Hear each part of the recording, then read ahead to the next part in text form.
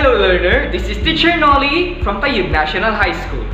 Welcome to another session of Programming 2. This video will help you recognize and differentiate the different elements of programming. In the previous lesson, we have described programming in different ways.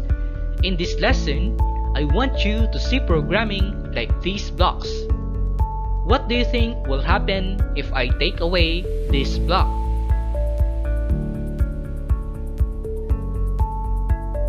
Yes, the stack of blocks would be destroyed. These blocks represent what we call the elements of programming. In able to solve a problem, a programmer must know how to properly use these elements. If they are not used properly, the codes would look like the scattered blocks on your right. In this lesson, we will be talking about the 6 elements of programming. First, we have the identifier. The identifier is a name assigned by the user or programmer. These names represent programming entities, such as variables and constants. Identifiers can be short names, like X and Y, or more descriptive names like age and sum.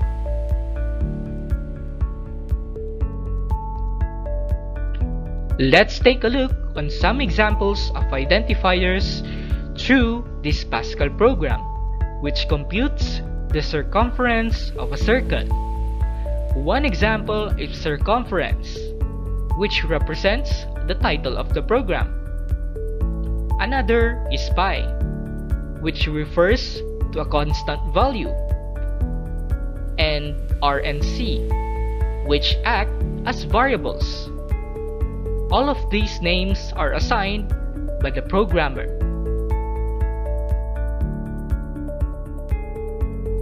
Variable. A variable is a data that can hold or store a value. It is like an empty box which can hold or store things. The value inside a variable may change at any time during the course of a program, but it can only store one value at a time. The variable must be declared before use.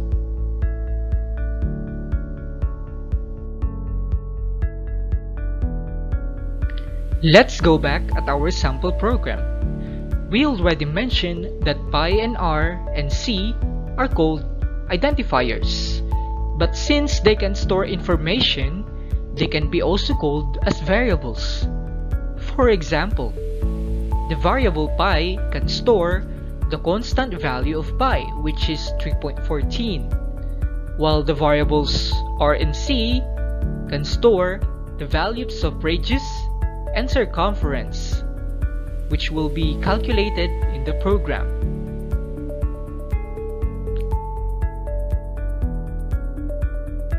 Next, we also have constant. A constant is an example of a variable, but it has a value that never changes throughout the program execution. Since it is a variable, it should be declared first before use. Looking back at our sample program, we can see that pi is an example of a constant variable because it holds the value of pi, which will not change up to the end of the program, while r and c are also variables. However, they cannot be considered as constants because their values, which are the radius and circumference, can change anytime.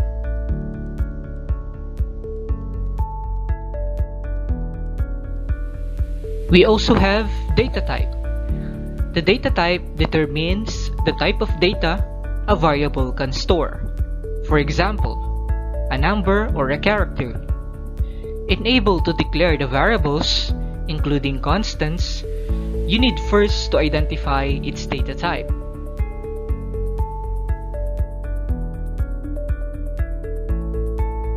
At our sample program, we can see that the variables R and C are declared through the keyword var in the Pascal program. In that line of code, we can also see the word real. This indicates that the variables R and C can store real numbers. Real is an example of a data type.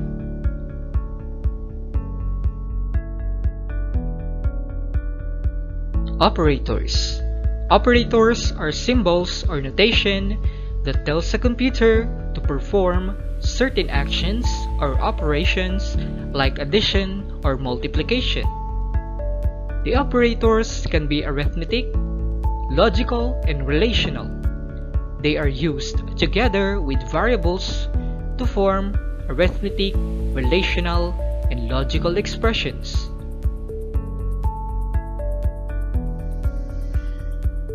The examples of arithmetic operators are addition, subtraction, multiplication, indicated with the symbol asterisk, and division. Examples of relational operators are less than, greater than, and greater than or equal to. While examples of logical operators are and, or, and not.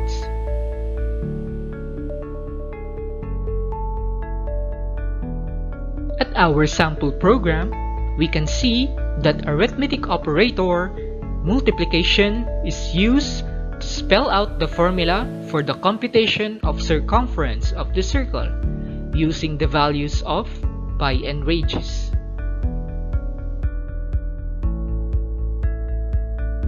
Control structure. Control structure describes the flow of the program. A program's control structure can be sequential, selection, or repetition.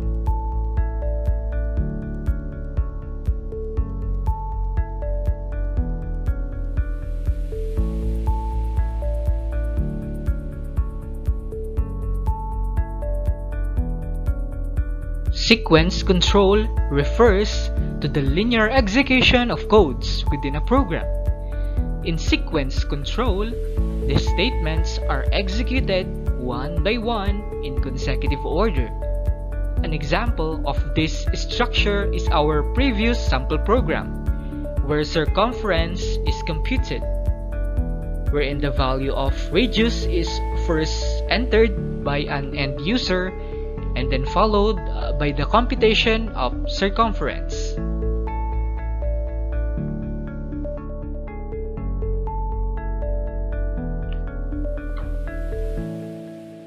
While sequential structure or sequence structure operates in a linear way, selection structure enables the programmer to assign different events for different situations. Before it takes the next step, it asks a question, then makes a decision. An example of this structure are programs with if and then statements.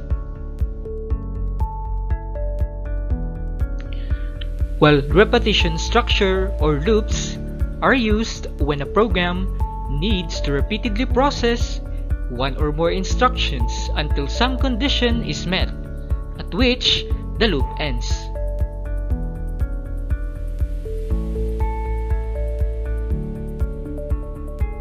In summary, there are 6 elements in programming. You will use them later on as you continue with the course. In this video, you have recognized and differentiated the elements of programming. And that ends our lesson for today. See you on our next video. Keep safe.